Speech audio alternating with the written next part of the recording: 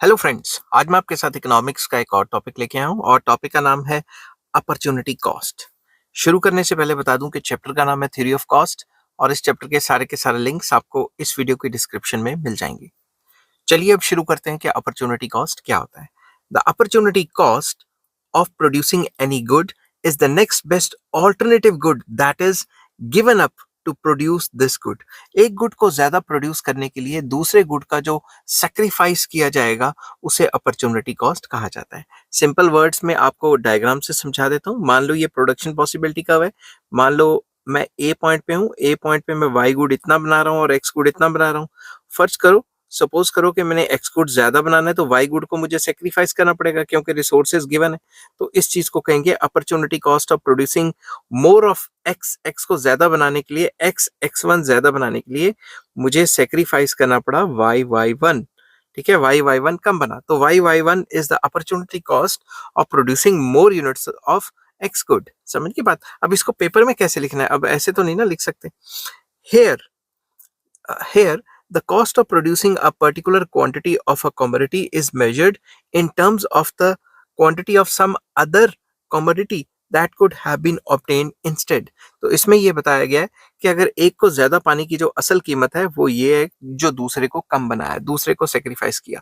या फिर आप ये कह सकते हो कि एक जो कमोडिटी है उसको दूसरी कमोडिटी की टर्म्स में इसमें कन्वर्ट किया जाता है। ठीक है। The opportunity cost arises because of the scarcity of resources and the fact that resources have alternative uses। ये opportunity cost आई कहाँ से?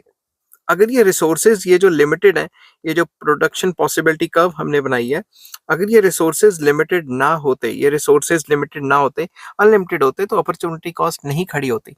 ऊपर से रिसोर्सेज भी लिमिटेड होते हैं और रिसोर्सेज के ऑल्टरनेटिव यूजेस मतलब एक से ज्यादा इस्तेमाल भी होते हैं, तभी तो हमें रिसोर्सेज को फुली यूटिलाइज करना पड़ता है। समझ गए ना बात। Hence, when we use resources in the production of one particular commodity, we have to forego some amount of other commodities which could have been produced with these resources। इसी वजह से गुड्स के ये जो रिसोर्सेज हैं, एक तो वो स्कार्स हैं, ऊपर से उनके ऑल्टरनेटिव यूजेस मतलब डिफरेंट यूजेस भी हैं। इसीलिए अगर हम उस कंसर्न रिसोर्सेज को एक जगह पे इस्तेमाल करते हैं तो हमें दूसरी जगह के लिए वो रिसोर्सेज कम रह जाते हैं। समझ की बात। जिस वजह से दूसरे की आउटपुट कम हो जाती है। For example, given resources may be used for the production of cloth as well as bread।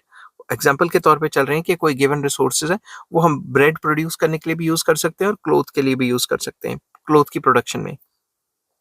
If a given amount of resources can produce 1 meter of cloth or 20 loaves of bread, then the opportunity cost of 1 meter of cloth is 20 loaves of bread, which need to be sacrificed in order to produce 1 meter of cloth।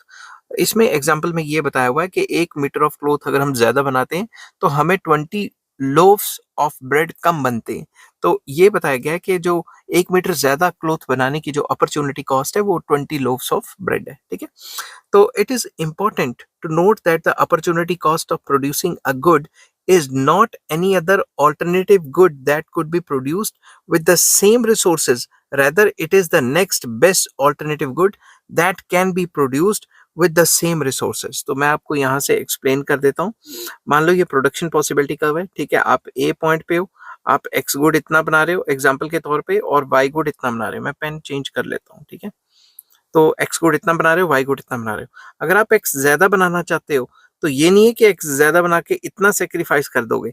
ये क्या है, next best alternative. Next best alternative मतलब अगर x को इतना बनाना है तो next best alternative तो पीपीसी पे ही होगा। तो वाई को इतना सेक्रीफाइस करेंगे ना कि इतना सेक्रीफाइस करेंगे। इसलिए अपॉर्चुनिटी कॉस्ट को नेक्स्ट बेस्ट ऑल्टरनेटिव कहा जाता है with same resources.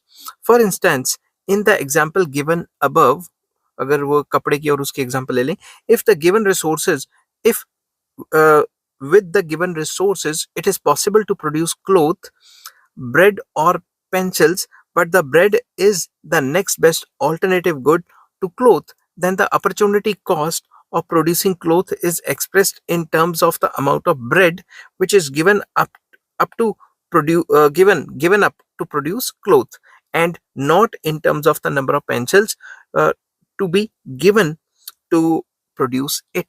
Simple words में, अगर मैं आपको बताता हूँ, यहीं पे एग्जांपल ले लेता हूँ। यहाँ पे अगर मैं एक्स गुड ज़्यादा बना रहा हूँ और वाई का इतना सैक्रिफाइस आ रहा है, ठीक है? और वो भी बेस्ट यूटिलाइज़ेशन हो रही है, तो मैं वाई गुड की जगह कोई ज़ेड गुड नहीं उठाऊँगा, क्योंकि अगर ये इसको ज़्यादा लेने के लिए या इसको कम लेने के लिए मुझे दूसरे गुड की तरफ शिफ्ट होना पड़ रहा है, तो दूसरा गुड जो भी है, इस केस में वाई गुड, उसकी बेस्ट फुलर यूटिलाइज़ेशन होनी चाहिए। ऐसा नहीं होना चाहिए कि मैंने इसके रिसोर्सेज़ या उसके रिसोर्सेज़ चेंज करके किसी तीसरे गुड पे ले लिए और उसमें बेस्ट यूटिलाइजेशन नहीं हो रही। तो यहाँ पे एग्जांपल दिया कि भाई अगर क्लॉथ और क्या कहते हैं लोव्स ऑफ ब्रेड, ब्रेड में अपॉर्चुनिटी कॉस्ट सही चल रही है, अगर ज़्यादा क्लॉथ बनाने के लिए आपको ब्रेड सेक्रीफाइस करनी पड़ रही है और जितना ब्रेड की क्वांटिटी सेक्रीफाइस कर रहे हो वो फुलर यूटिलाइजेशन ऑफ पीपीसी पे ऑन द लाइन, मतलब ऑन द पीपीसी आपको लेके जा रही है, फुलर यूटिलाइजेशन कर रही है, तो आप उसी की टर्म्स में लोगे, आप किसी तीसरे गुड को नहीं पकड़ोगे जिसमें उस रिसोर्स का, गिवन रिसोर्स का बेस्ट यूटिलाइजेशन नहीं होता। आई होप ये वीडियो आपको पसंद आई होगी। अगर पसंद आती है तो please like, share and subscribe. इस चैप्टर के सारे लिंक्स आपको इस वीडियो की डिस्क्रिप्शन में मिल जाएंगे। Take care, bye bye.